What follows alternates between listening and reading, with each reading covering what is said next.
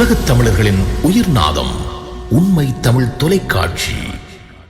மன்னார் நீதிமன்றத்திற்கு முன்பாக நடத்தப்பட்ட துப்பாக்கிச் சூட்டில் 2 உயிரிழந்துள்ளனர். காயமடைந்த 4 பேரில் 2 வைத்தியசாலைக்கு அழைத்து வரும் வழியிலேயே உயிரிழந்ததாக மன்னார் மாவட்ட பொது வைத்தியசாலையின் பணிப்பாளர் அசாத் ஹனீபா தெரிவித்துள்ளார்.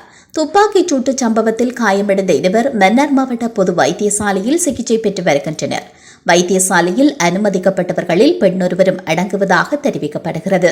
மன்னார் நீதவான் நீதிமன்றத்திற்கு முன்பாக இன்றைய தினம் இந்த அசம்பாவிதம் ஏற்பட்டுள்ளது. மன்னார் நீதிமன்றத்திற்கு வழக்கு விசாரணை ஒன்றிற்காக வருகை தந்த 3 மீதே இந்த தாக்குதல் இடம்பெற்றதாக முதற்கட்ட விசாரணைகளில் தெரியவந்துள்ளது.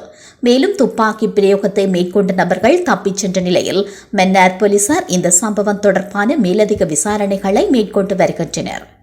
இந்த நிலையில் மன்னார் நீதவான் நீதிமன்றத்திற்கு முன்பாக இடம்பெற்ற துப்பாக்கிச் சூட்டில் உயிரிழந்தவர்கள் மன்னார் நொச்சிக்குளம் கிராமத்தை சேர்ந்த சவேரியன் அருள் வயது 61 மற்றும் செல்வகுமார் யூட் வயது 42 என தெரியவந்துள்ளது. படுகாயமடைந்த ஆணொருவர் மேலதிக சிகிச்சைக்காக யாழ்ப்பாணம் வைத்தியசாலைக்கு கொண்டு செல்லப்பட்டுள்ளார்.